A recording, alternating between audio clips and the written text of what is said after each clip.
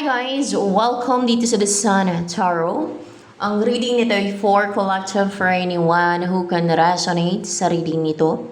This is a general and a collective reading. Your energy at this time. If the world were made by you, as the last time.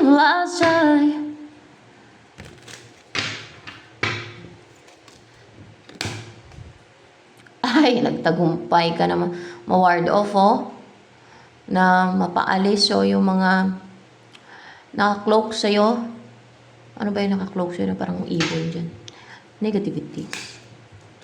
Negativities yan. Yan ang nagpa-clouded sipan mo. Yan ang nagpa-confuse sa'yo. Yan ang nang-inflict ng fear sa'yo. Ayan, negativities. Ano ang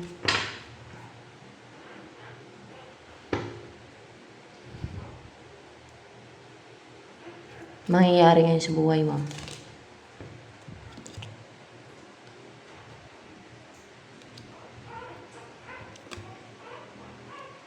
Hindi ka na ngayon maging fearful. What's with the Page of Pentacles in reverse here?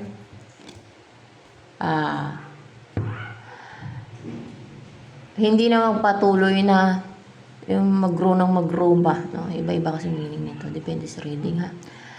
Dahil sa fear mo kasi, dahil sa negativities na nakakloak sa'yo, yun ang kumontrol sa'yo. No? At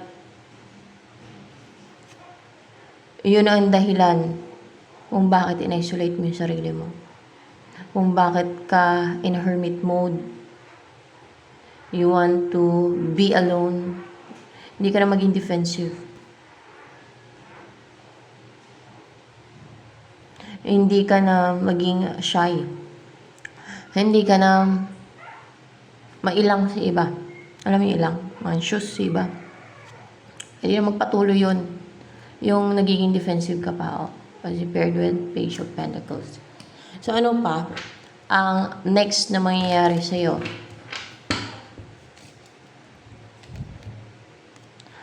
Four of Wands in reverse. Clarification of the Four of Wands in reverse.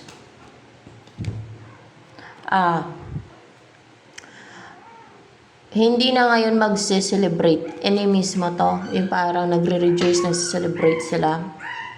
Enemies mo yan, hindi ikaw to, ha.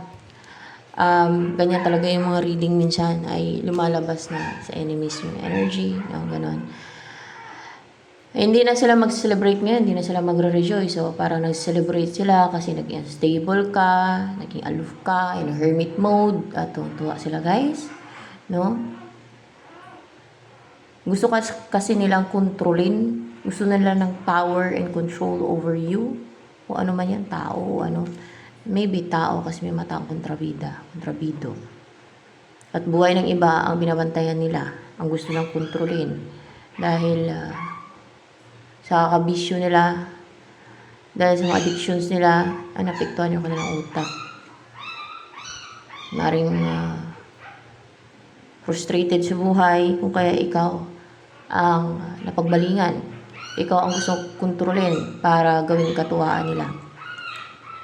Na-enjoy nila. Kasi foolish ang mga ganong tao eh. Kasi kung hindi foolish, kung matino ang utak ng mga ganong tao, buhay nila intindi nila. Hindi ang montrous kapwa nila, hindi ang montrous buhay ng iba. Hindi ang bantayan yung galaw at kilos at yung ginagawa ng iba. Matino ba yung tao na palaging binabantayan yung kilos ng iba, tapos parang naging mutok si inggit? Gustong kontrolin yung isang tao na mamumuhay, nakafocus buhay niya. Tino ba yun? Yung mga taong gustong kontrolin ang kilos, galaw, achievements ng iba. Yung binabantay ng umaga hapon yung kilos ng iba kasi gustong kontrolin. O matino ba yun? May tilaling na yun. May something. No? Kadalasan saan nakukuha ang yung sakit sa utak. Sa witchcraft. Number 1 yan. Pwedeng bumalik sa kanila yung witchcraft nila. Lalo kung gumagawa sila, sirain nila yung utak ng isang tao, babalik sa kanila, no? Oh. O kaya ay addiction, number 1 yan, bisyo. Kahit yung alak, kung palagi umiinom ng alak, nakakasira ng utak yan, diba? Nakita nyo ba matino ba yung mga lasinggiro? Hindi. Wala sa tinuan talaga. Napaka-toxic ng buhay. Miserable. Full of frustration. Wala. Bisyo yan eh. Sa demonyo yan. Mga bisyo. Addiction. Kita nyo? Mga addict. O, ano nagagawa ng mga addict?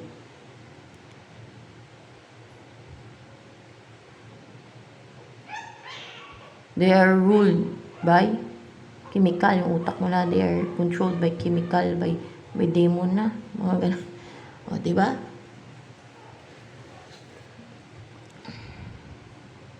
At madami nasisiraan ng ulo dahil sa addiction. Dahil sa drugs. No? Ganun.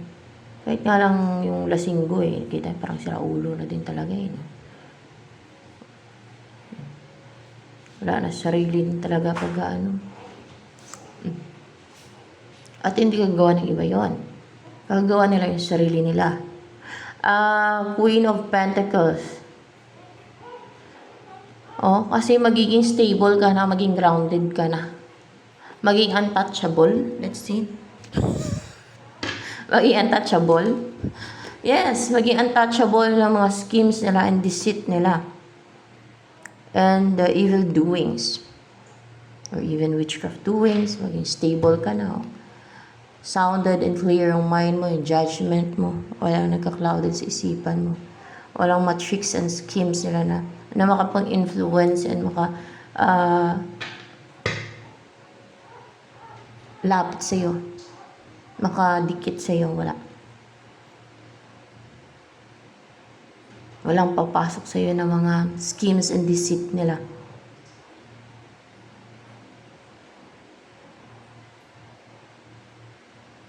Well, yung mga napagdaanan mo sa mga ganyang evil, no, deceitful, scheme, it's part of a journey for you to be more strong, mag-improve ka as a person. Pero sila, patuloy na naging toxic dahil ayaw mo nalang magbago niyan. Natuwang-tuwa sila, nagkukwentuhan sila. No? Mahilig ba yan sila magkwentuhan? Kasi mga foolish nga eh. Mga toxic, mahilig ba yan magchismisa na pare-pareho utak nila. Na toxic. Na may mabisyo, may addiction. Hindi matino ang kanilang pamumuhay. Hindi matino ang kanilang utak. Hindi matino ang buhay nila. Tapos magtawanan kasi sinisiraan yung kapwa nila. Sa kapwa din na lang sira ulo. Ayan. Pare-pareho silang gumagawa ng kwento. Dahil pare-pareho silang sinungaling. Pare-pareho silang foolish, crook, baluktot. Yung tama ay gagawin nilang mali. Para sa kanila, yung tama, yung totoo ay mali at hindi totoo. No, binabaliktad nila yan. Ganyan sila. Yung false, gawin nilang totoo. No? Para sa kanila, totoo yun. Yung kasinungalingan nila. Yung katotohanan, para sa kanila, kasinungalingan yun. Hindi nila paniwala. Ay, hindi totoo yan. Alam naman nila na hindi na totoo yun, pero yun ang pinapaniwalaan nila. Yung kasinungalingan nila, sabihin nila, ay hindi totoo yan. Kasi it doesn't favor them. Kasi nabubuhay na nga sa kasinungalingan. So ano pa? Ang in-embody mong energy. Mas nakikilala mo yung sarili mo. Para ka bang nananalamin, no? Nakikita mo yung totoo mong sarili. The real you. The true you.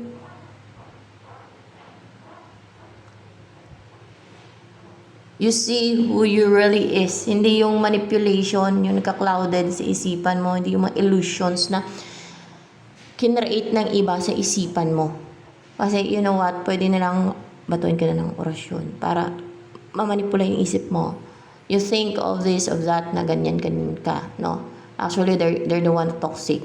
They're the one na sira ulo. Full of addictions, may mga bisyo.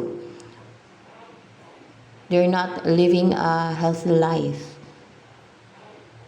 a sound life.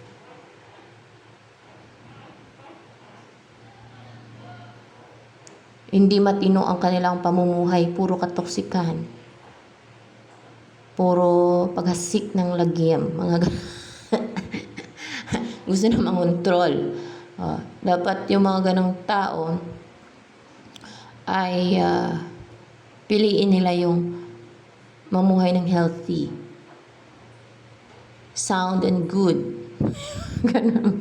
Hindi na pinapairan nila yung gusto nila, no? Like addictions and mga bisyo na yan. Kasi yan ang nakakasira ng ulo nila talaga eh. And yung inggit, kasi mafo-frustrate kasi yung isang tao na puno ng inggit. Kaya nasisiraan ng ulo yung napaka-inggitirang tao. Nafo-frustrate din sila. Yung binabantayan nila yung tao lang yun. Yung tao na kinainggitan nila. Bantayan nila ng bantayan. Tapos mag-isip ng scheme. Mag-overthink. Kaya nasisiraan ng ulo. Instead na maging productive, maging progressive, mag-focus sa sariling buhay para mag-grow. Hindi. Buhay ng ibang gusto na nilang kontrolin. Ano yung energy mo pa ngayon? Maganda kasi to. I like these cards. Ito. Maganda yan. Emotion and intellect. You're so courageous, strong with the face of the dragon. Your emotion and your intellect is united. They're balanced. Connected. Walang blockage. Strong yung personality mo.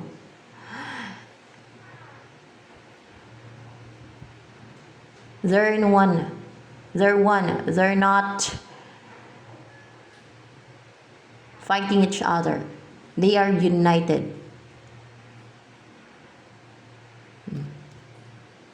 Ano pa? Ang goal mo matutupad. Nabuhay ka na tahimik, no? Ayan, o.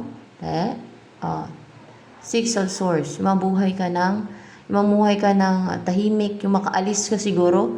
Yung makaalis ka, makalipat ka na. Kasi kung yung place is toxic, mahirap na naman lumipat kung wala kang pera.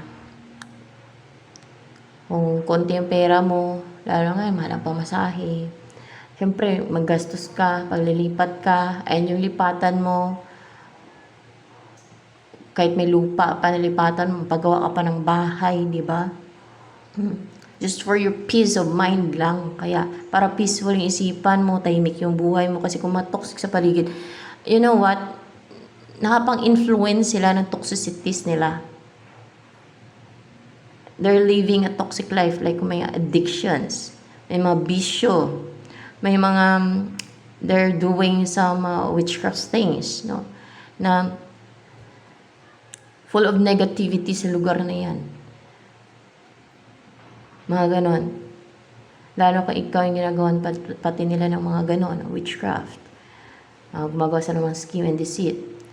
At kung hindi sapat, wala kang pangontra, di ba? Talagang mapikto na yung iyong finances, buhay. Wala kang peace of mind pag ganon, di ba? At hindi maging komportable yung buhay mo. Kasi ang mga goal ng mga maghasik ng lagim, manggulo, mamiste. Actually, hindi naman yan sila yung makipag-away na makipagdaldalan ano yan sila? Hindi naman, kadalasan ma-scheme yan, pa-hide yan. Basta mga taong traidor, pa-hide yan sila. Ma-scheme, deceitful. I-deny pa nila yan. They're liars, manipulators. Yan ang mga sa side ng evil forces eh.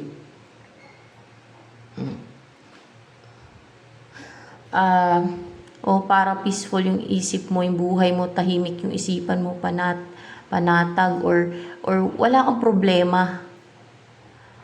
Mag-heal ka sa lahat ng problema, frustration, stress na inabot mo, na nangyari sa'yo, na pinagdaanan mo dahil sa mga deceitful na ito. Yun nga lang, kay may hatol yan sa kanila. Sabihin lang nila yun na, ay hindi. Hindi ako mapunta sa impyerno. Sabihin nila gano'n. Pero, malalaman nila yan, no? Afterlife. At makikita naman sa kanilang buhay, sa kanilang pamumuhay, sa mga gawa yan, sa gawa na binabase yan sa gawa. Hindi sa salita, kundi sa gawa. So, ayan, sa kanilang mga ginagawa, mga deceit, scheme nila, evil doings, yan ang magpapunta sa kanila sa impyerno. So, ano pa, ang, I think nainggit lang din siguro yan sa'yo, doon nag-umpisa yan. Ano ba yung nag-udyok sa mga yan? Anong dahilan ng mga yan sa umpisa na nag-udyok sa kanila? Na gawan ka ng scheme and deceit or evil. Inggit nila sa'yo. Hindi inggit nila sa'yo. Insecurities nila sa'yo. Yun ang nag-udyok sa kanila. Insecurities nila sa'yo. Alam niyo, insecurities, yun na insecure sila sa'yo. Kasi ikaw may ganito, ganyan. Kunwari ay umangat ka sa buhay mo, yun. Sila, kinukumpare nila ang sarili nila sa'yo. Bakit siya ganito, ganyan. Maangat ako, dapat gagawa ako ng scheme. Ganon yan sila, no? Ganyan yung mga evil. Gagawa sila ng scheme para hilain ka, no? Para bumagsak ka. Pag bumagsak ka, tungtuwa sila. O, diba, mga evil? Ganyan yan sila. Insecurities nila. Tapos pag nagalit ka, na ginawan ka nila ng scheme na nalaman mo, and deceit and evil, ikaw na ngayon magmukhang masama kasi magaling yan sila mag-pretend, manipulate, magsinungaling na. Inosente sila. O kaya ay palabasin nila ikaw ang masama. Sa kapwa din na lang masama. Kasi kung yung tao ay wise at naintindihan yung tama sa mali, makikita nila yan kung sino ang totoo, kung sino ang fake, kung sino ang totoong may kasalanan eh. Kung sino ang totoong masama eh.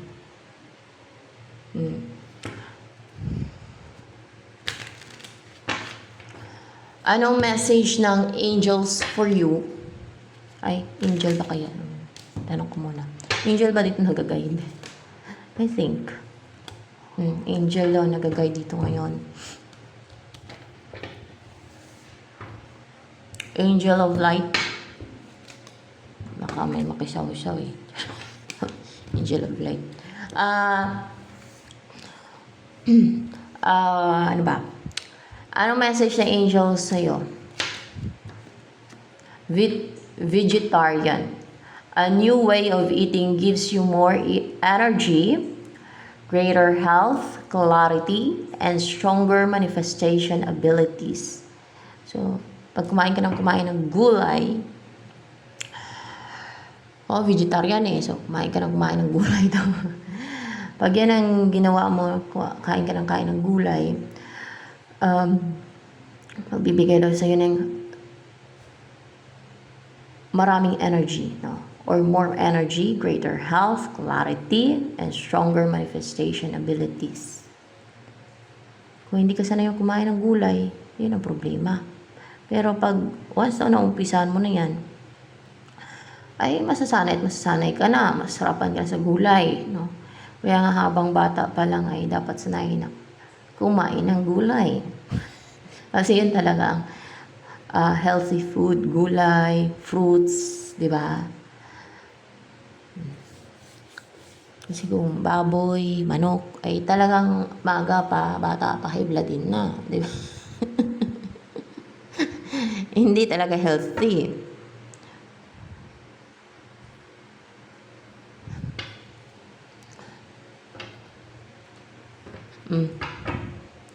Anong next na mangyari kay sa buhay mo? Snake? Hindi ka na matatabla ng venom. Yan na nga, hindi ka na matatabla ng mga ginagawa nilang deceit, scheme, even witchcraft, negativity. Yan ang venom nila, ng mga evil. Spells. Pati spells nila hindi natatalab sa'yo. Para bang yellow fever ka dito. Na hindi matabla ng venom ng ahas. Bali, wala lang yung kamandag na ahas. Kaya, di ba, yan ang kintakutan ng mga ahas. Yung yellow beaver. Ngat-ngatin mo ng yellow beaver yung ahas kaya hindi matabla ng kamandag. Maliksi pati ito.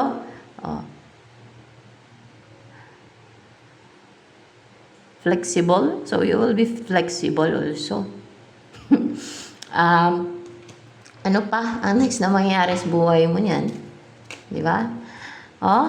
Crossroads. You're leading on a path na payaman. Team payaman. Team payaman. You will be a master builder. You know what? You know what is master builder? Maging magaling ka na, maging master ka ng mag-build. Pwede ng buildings, mag-build ng mga goal mo na i-build. Di ba? Businesses. Anything.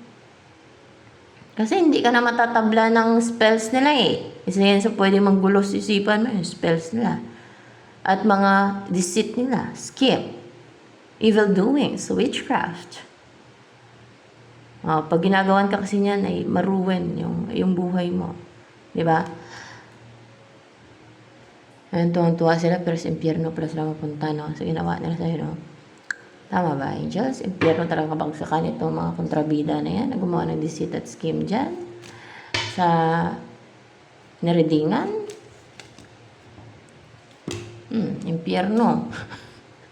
Kasi, para bang they are united saan? Baka sila maimpyerno. They are united eh. They're in a union. They're in a union with what? Devil? Deceit. Upright ba to? Palang? Devil nga. Oo. Devil. They're in a union with devil. Di ba? Yun ang pinaka-deceitful. Yun ang pinuno ng deceit.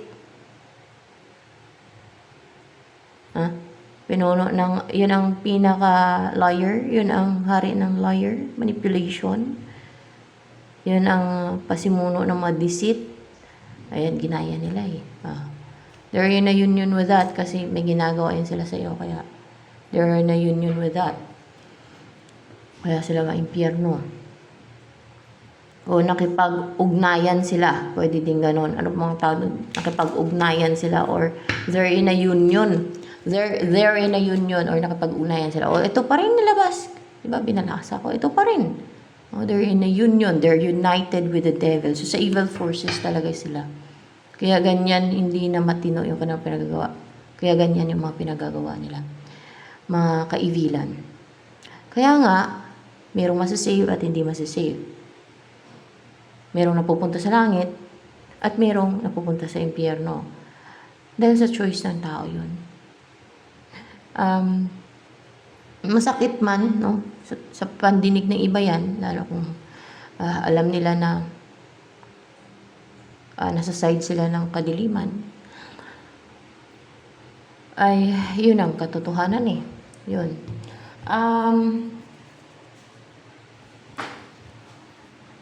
Kaya mas magandang piliin ang sa side ng kabutihan. Mas maganda yung wag mong padala sa inggit. Yung turuan yung sarili. Wag mong padala sa, alam yun yung masama. Ano, diba? Wag gumawa ng deceit and scheme. Wag mong padala sa insecurities. Diba? Yung main reason nila, so, nag-umpisa lang naman yan sa insecurities nila. Doon nag-umpisa yun.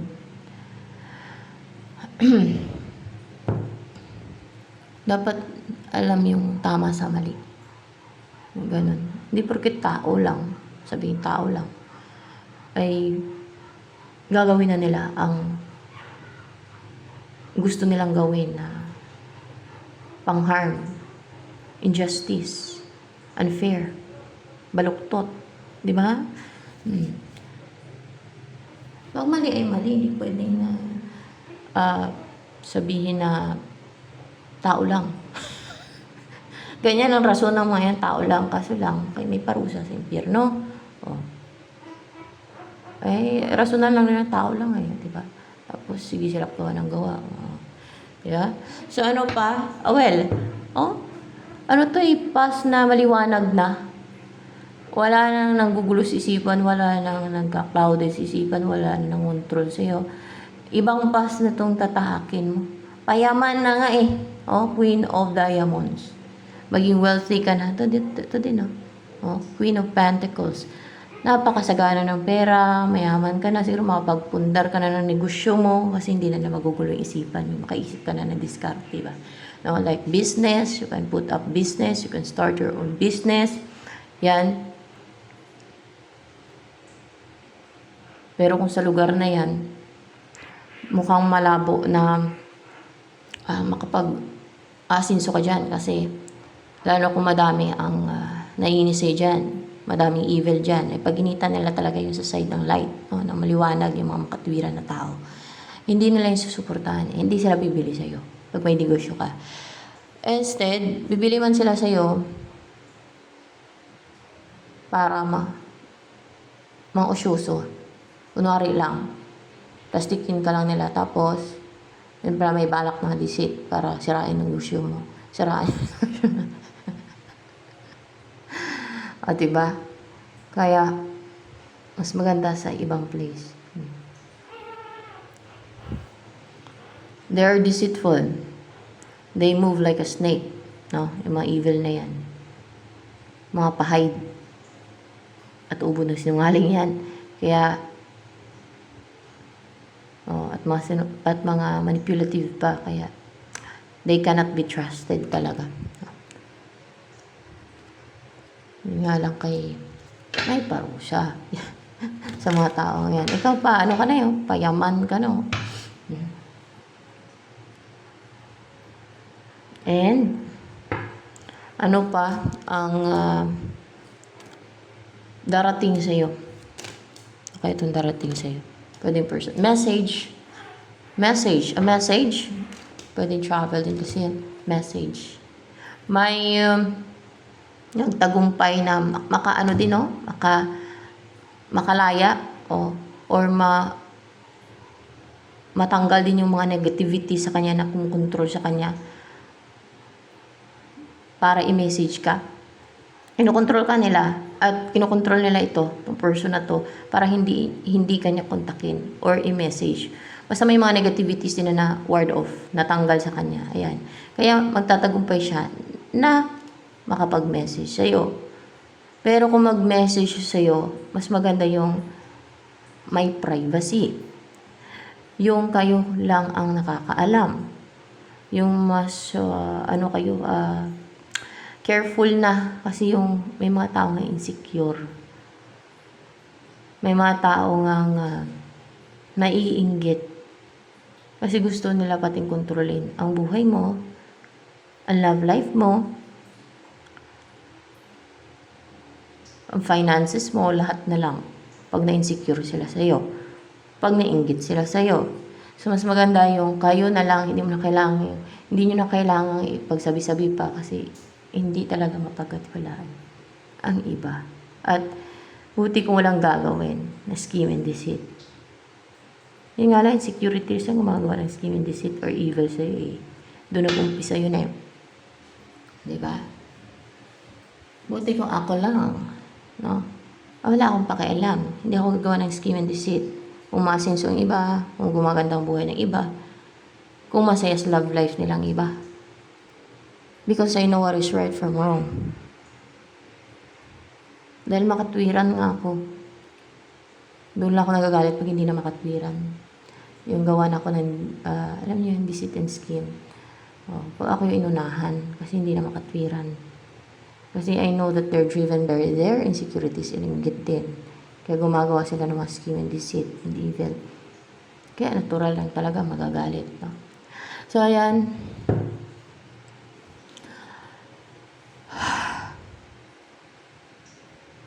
Ako, suportahan ko pa para maging sila.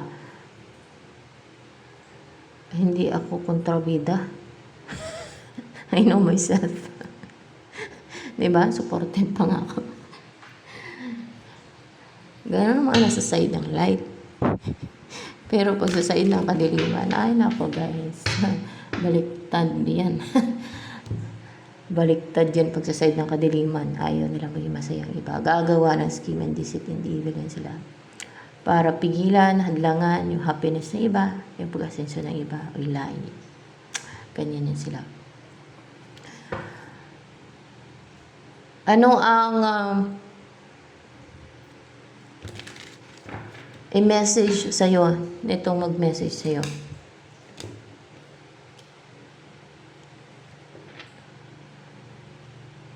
What's with the emperor here? Maybe stable na siya, ganon. Stable na daw siya. Kasi naging clouded din yung isipan niya, na pa-stuck nila. So, mas maganda yung iklaro niya nga sa'yo na, talaga ipaintindi niya sa'yo na pinastuck din siya. Nang sa ganon ay ma-clear yung confusion, ma-clear yung yung conflict, no? Para wala na yung samaan ng loob ninyo. Kung na-stuck man to, kung hindi nakapag-take na action.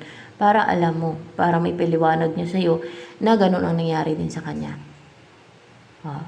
Yung mga in a relationship na on and off, or tingin niyo na, or ex nyo na, no? Dahil nagkaroon kayo ng conflict or problem, hindi niyo alam, baka ginawa ng deceit, scheme, para maging clouded yung isipan ng person ninyo. So, yun ang niya, ang i-message niya sa'yo na stable na siya, secured na siya, strong na siya. Hindi na siya mamanipula, hindi naman nila mapaklouded yung isipan ng person mo.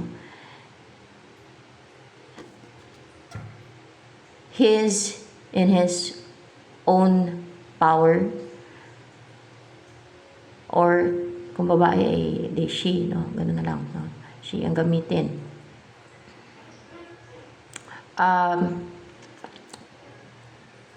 Kasi collective tayo eh, babae o lalaki. Collective to, di ba?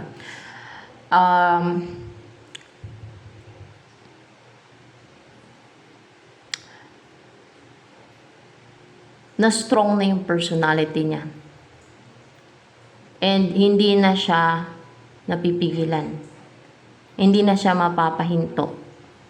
Hindi na siya nakukontrol. Siya yung may control sa sarili niya. Yung isip niya, yung sarili niya, may control sa sarili niya. Yung sarili niya. Hindi ang ibang tao.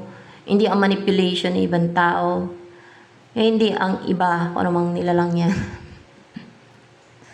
Ganon ang strong na person. Emperor.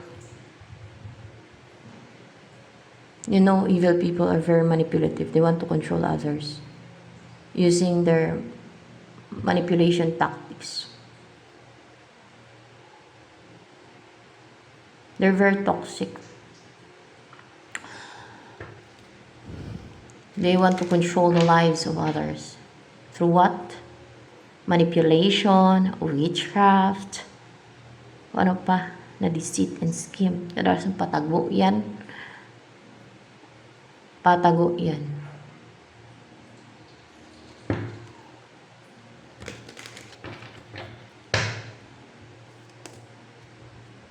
Para hindi sila magmukhang para hindi sila magmukhang kontrabida, totoo silang kontrabida, no? Para hindi sila magmukhang masama sa paningin ng iba. They keep quiet, but their actions and doings are evil. Deceit. They're doing deceit and scheme. Behind their innocent faces. Innocent pa talaga. Baka sa mukha pala na bitter. Frustrated dahil sa insecurities nila.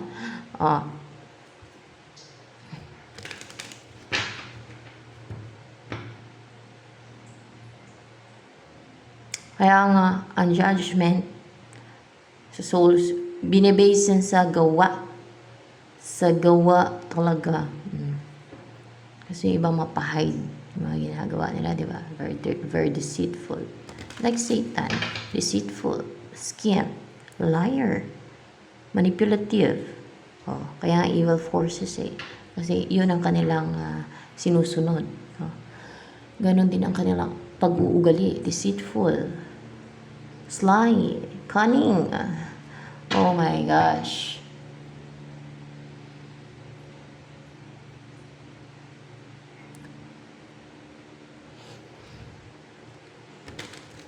Ano ang feeling sa'yo na 8 of Wands ng person na to na mag-message sa'yo? Anong feelings niya sa'yo? Hindi na siya nag-overthink or stress o anxious. Hindi na siya naiilang yun sa'yo. Hindi na siya nahihiya kasi hindi nahihiya kasi hindi na siya anxious eh. Wala na anxiety. Wala na anxiety yung feelings niya sa'yo, emotion niya sa'yo. Hindi na na-influence siya ng anxiety. Kasi di ba word of yung mga na-influence sa kanya ng anxiety, stress, negativity, yung mga negativity niyan, di ba?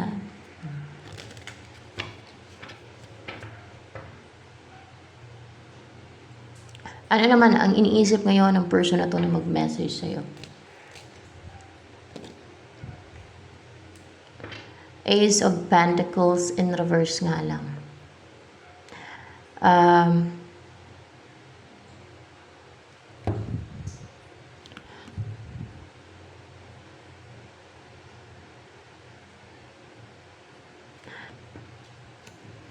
Iniisip ka ba niyan ngayon?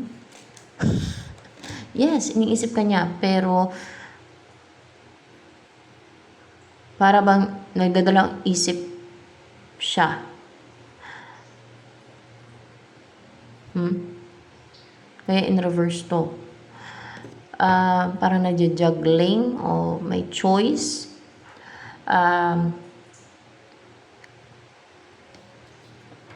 Kasi in reverse to eh. Niisip niya na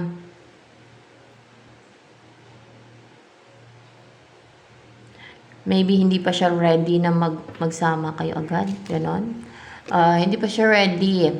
Kasi may doubt pa. Nagdalawang isip pa siya kung magsama kayo agad. Pero i-message ka niya. Hindi pa siya ready na magsama kayo agad. Kasi gusto pa niyang kilalanin ka for sure. Kasi gusto niyang kilalanin ka pa for sure. For sure tuloy. Gusto ka pa niyang kilalanin ng gusto. O kasi gusto ka pa niyang kilalanin ng gusto. If you will build a strong bond bago kayo magsama. Bago kayo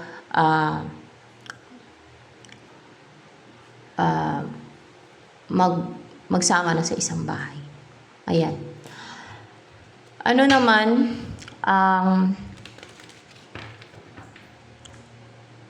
kasi i-message niya pero hindi pa siya ready na magsama kayo.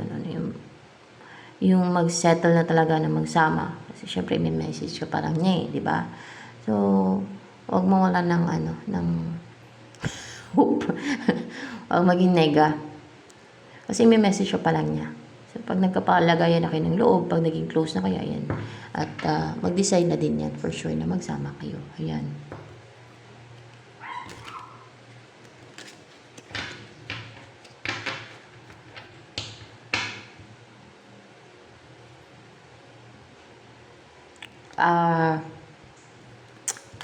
Ano ang gustong sabihin sa'yo na 8 of Wands na yan?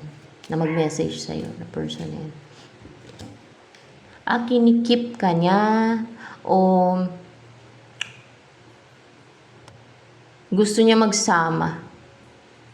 Gusto niya magsama kayo sa isang bahay na yun ang gusto niya sabihin din sa'yo eh. Pero hindi pa siya ready right now. No? Agad-agad. Siyempre, i-message ka muna niya. Di ba? Na-explain ko naman.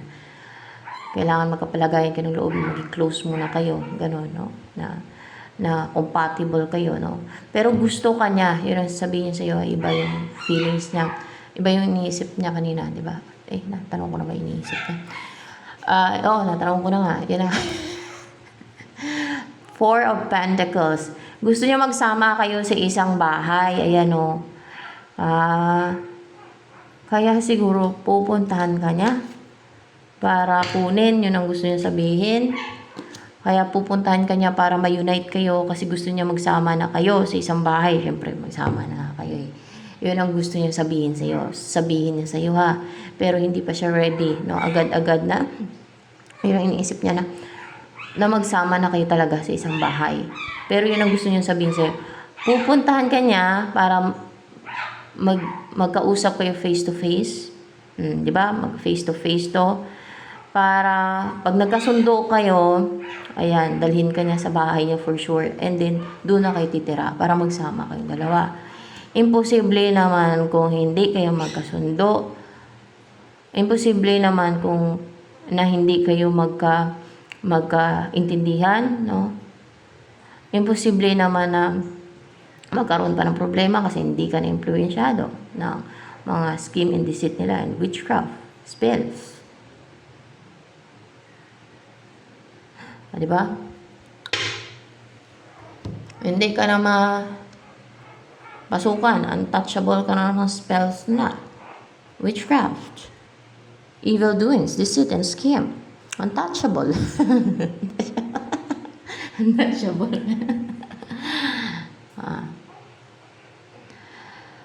There's no impossible sa God, no? Kasi sabihin ng iba, imposible naman, okay, untouchable, hindi mo tablan. There's no impossible sa God.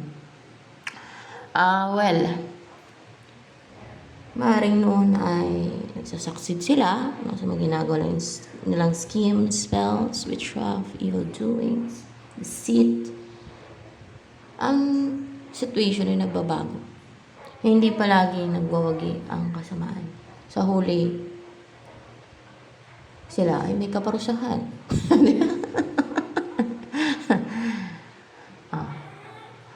Forever pang kaparusahan. They will believe it or not. That's the truth. That's the reality. Well, ano ang possible na mangyayari sa inyo ni person mo na mag-message sa'yo na yan? Person mo na yan. Upright ba tong Two of Swords? Upright. Two of Swords. Upright. Sino ba to? Si person mo ba tong maging Two of Swords? Hindi. Ikaw ba tong maging Two of Swords yung energy mo? Hindi pala ikaw. Ito clarification. Hindi pala kayo to. Yung gumagawa ng scheme and deceit sa inyo. Ay, sila pala to. Para bang bigat-bigat ng dala-dala nila. Kasi bakit? Ibinalik sa kanila ang baggage. Hindi baggage. Ibinalik sa kanila yung mga ginawa nila sa inyong dalawa ng person mo na na deceit, balik sa kanila. Balik pala sa kanila, kaya puno sila ng baggage. Buat-buat nila tong baggage na to. Hindi na ba tatanggalin yan sa kanila? Hindi na yan tatanggalin sa kanila. Kahit anong tanggal, siguro nila hindi na matanggalin sa kanila. Sino babalik? God? Balik ng God sa kanila. Mga witchcraft na ginawa nila. Witchcraft, spiritual. Yan. Sila ang mapuno ng baggage. Sila itong ma-stuck. Maging clouded yung isipan nila. Binalik ng God sa kanila. There's no impossible sa God. God is Omega. God is all-powerful. God is almighty. God creates everything. They're just human and evil humans. No? Never silang magtatagumpay ang mga evil forces niyan. At the end, they will be destroyed in the lake of fire. Fire them. fire them. Para bang yung sa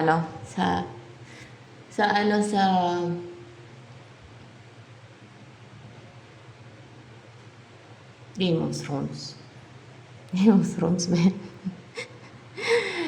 Yung may dragon doon. sino ba yan? Yung bida, yung, ewan ko basta Game of Thrones ata yun eh. Yung may dragon doon. Hindi naman fire yun. Sinasabi niya pagka pabugahin niya ng apo yung dragon.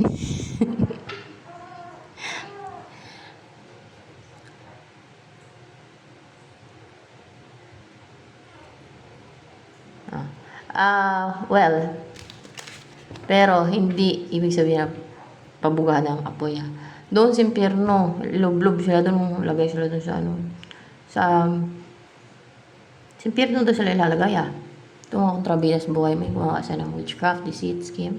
Sa impyerno doon sila ilalagay. Kasi dahil sa insecurities nila, na-insecure sila doon nag-umpisa yan. Gusto nilang makipag-compete sa'yo Diyos mayo. Kaya gumawa ng scheme and deceit para hilain ka, pabagsakin ka, sirahain ko anong meron ka, binabantayan ang buhay mo, Diyos mayo. Tuloy, ang mapala ay impyerno. Combination ng apoy at sulfur, may mga ano pa daw yun doon may mga kaso baka hindi naman sila nanonood dito. Pero it doesn't matter. Kung hindi sila nanonood dito. Kasi, ano yan sila maripil sa mga ganitong videos Nervyusin sila guys. Ano kasi yan doon, mga apoy at sulfur. At may mga ano daw doon. Sabi nung kinlarify ko kasi yun napanood ko sa video na mga nag-testify na nakarating yung kaluluwa nila sa impyerno nung nag-50-50 sila, buti ka at nakabalik. Apoy at sulfur at actually yung sinabi nila doon ay apoy pero may sulfur daw yun doon. Kinlarify ko tanong ko sa guide ko ba na angels. At may ano doon, may scorpion. Kasi kinlarify kung may scorpion ba talaga doon. Akala ko nga insekto yung tawag ko. Sabi, hindi daw insekto yung scorpion, sabi ng guide ko. Hindi insekto. Nung sinearch ko sa sa Google, hindi nga siya insect pala yung scorpion. Ano siya, parang klase ng mga, yung parang centipede, kagaya ng mga centipede, mga ganon. Yan.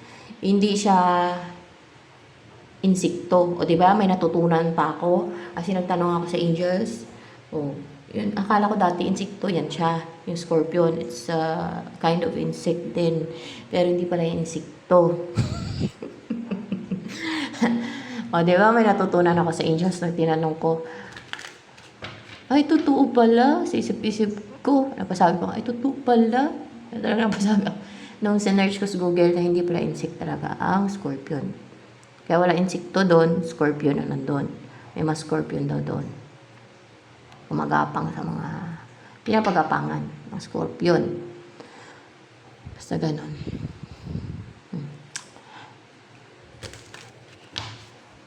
Kaya yung nag-testify na may scorpion nga doon na nakarating sa impyerno, ay totoo yun. Kasi kinlarify ko sa angel kung may scorpion ba talaga. Oo, may scorpion.